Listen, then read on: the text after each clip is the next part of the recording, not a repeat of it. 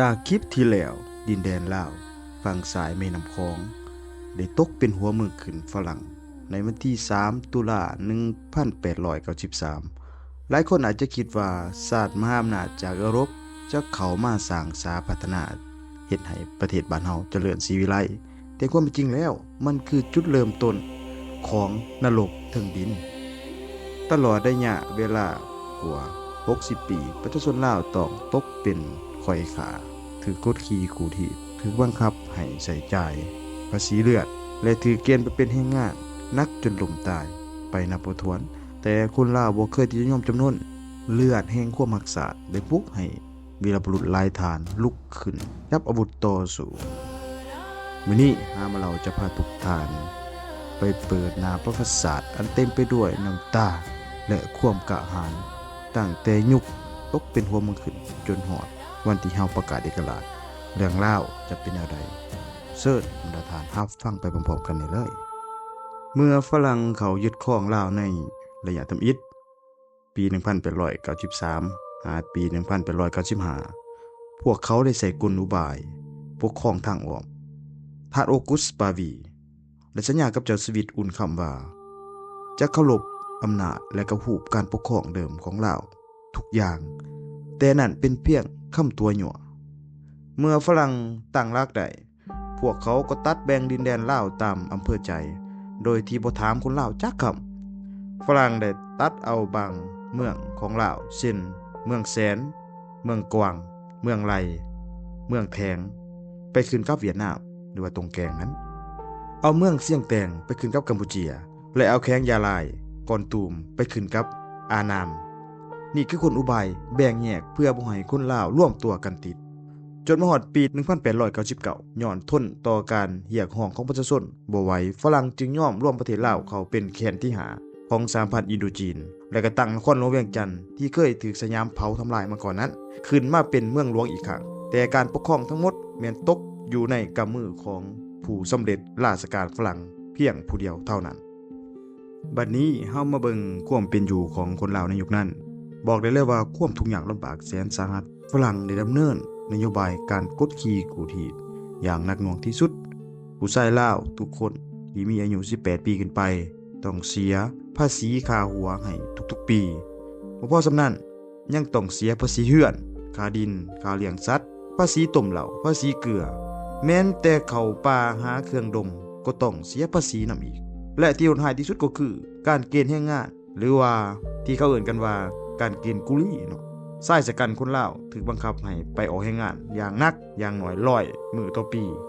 โดยบ่ได้ค่าจ้างจักกีบพวกเขาถูกบังคับไปสร้างถนนหนทางสร้างสำนักงานให้ฝรั่งไปแบกธงไปรษณีย์ย่างข้ามผู้เป็นหน่วยๆและที่น่าหดหู่ที่สุดก็คือถูกบังคับให้ลากแก่สิ้นส่วนเรือเล็กของฝรั่งข้ามน้ำตกคอนประเพ่งเพื่อเอาไปขนส่งทรัพยากรลาวกลับไปสู่ประเทศฝรั่งยังบ่เพียงเท่านั้นฝรั่งยังออกกฎหมายให้เสียค่าพักเวียก40 วันย้อนว่าฝรั่งเห็นว่าคนลาวเฮานี่มักพักไปเฮ็ดบุญประเพณีฝรั่งเลยเมาร่วมให้พักแต่ต้องจ่ายเงินแทนซึ่งค่าพักนี่แพงเทียบเท่ากับควาย4ตัวคนลาวในยุคนั้นจึงบ่ต่างหยังกับข้าทาสในแผ่นดินของตนเองเมื่อถือกดขี่หนักขึ้นน้ำก็ยอมล้นฝั่งในขณะที่ภาคเหนือและภาคใต้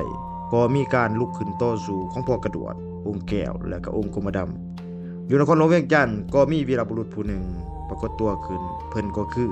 นายครูคำในปี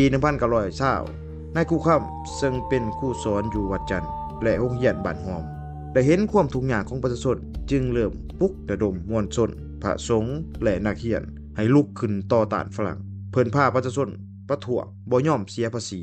และบ่ยอมไปเฮ็ดเวียกที่ถูกเกณฑ์เดือนพฤศจิกายน1920กองกำลังของนายครูคำได้เต่าโฮมกันอยู่บ้านหาดกันซ่าแล้วแห่กระบวนมุ่งหน้าเข้าสู่ตัวเมืองเวียงจันทน์เพื่อรับศูนย์ฐานทัพฝรั่งแต่อนิจจาย้อนอาวุธของเฮาเพียงผ้าและก็หน้าไม้สู้กับปืนที่ทันสมัยของฝรั่งเป็นไปบ่ได้เลยที่เฮาจะชนะเขาฝรั่งก็ได้ยิงกวดใส่ฝูงชนอย่างป่าเถื่อนเฮ็ดให้นายครูคำนี่บาดเจ็บสาหัสและก็ถูกจับขังไว้ในที่สุดแต่ต่อมาก็สามารถแหกคุกลอยข้ามน้ำคลองไปที่ฝั่งไทยวีรกรรมของเพิ่น และกลายเป็นแห้งบันดาลใจให้คนลาวรุ่นใหม่และ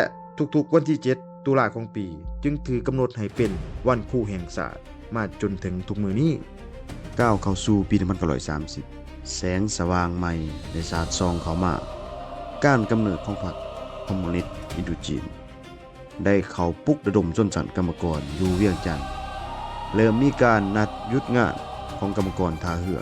กรรมกรไฟฟ้าและการเดินประท้วงของนักเรียนนักศึกษาเพื่อท้วงเอาความยุติธรรมกลับมาคืนแล้วจุดที่พลิกผันก็มาฮอดในช่วงสงครามโลกครั้งที่2วันที่9มีนาปี1945กองทัพฟาสซิสต์ญี่ปุ่นได้บุกยึดอินโดจีนและเขามายึดเวียงจันทน์ขับไล่พวกฝรั่งออกไปคนลาวตอนนั้นต้องหนีเสือมาปากแขกตกอยู่ภายใต้การยึดครองของญี่ปุ่นแต่เมื่อญี่ปุ่นเสียไส้ในสงครามโลกและยอมจำนนในเดือนสิงหาปี1945ประชาชนชาวนครหลวงเวียงจันทน์กว่า 20,000 คนได้จับกะละโอกาสนี้ลุกฮือขึ้นยึดอำนาจขึ้นในวันที่23สิงหาปี1945และในวันที่12ตุลาปี1945มื้อนี้คือมื้อที่แผ่นดินลาวได้สั่นสะเทือนเมื่อรัฐบาลลาวอิสระได้จัดงานโฮมชุมนุมใหญ่ที่สนามกีฬาแห่งชาติเวียงจันทน์และประกาศเอกราชต่อชาวโลกอย่างเป็นทางการลาวเฮาเป็นอิสระแล้วแต่ความดีใจนั้นอยู่ได้บ่ดนเพราะจักรพรรดิฝรั่งบ่ยอมปล่อยลาวไปแบบง่ายๆต้นปี1946ฝรั่งได้ยกทัพหน้ากลับคืนมาบุกลาวอีกครั้ง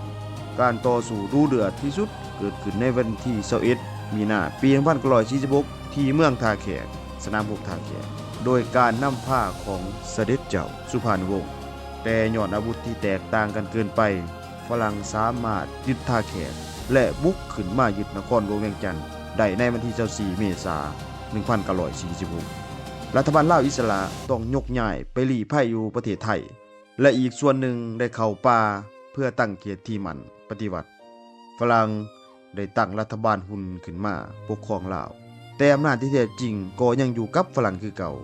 การต่อสู้แบบกองโจรจึงเริ่มเกิดขึ้นภายใต้การนำพาของแนวลาวอิสระสร้างตั้งขึ้นในปี1950กองกำลังประกอบอาวุธลาวเช่นกองฝ่างุมกองราชวงศ์กองปัจจัยได้ซุ่มโจมตีฝรั่งทุกรูปแบบทั้งใส่ปืนแก๊ปหน้าไม้หุมและกระเบิดที่ล้อมขึ้นมาเองทหารฝรั่งต้องภาวะทุกครั้งเมื่อย่างเข้าป่าจนในที่สุดปี1954บรรพบที่ตัดสินชะตากรรมอินโดจีนก็มาฮอดนั่นก็คือบรรพบเดียนเบียนฟู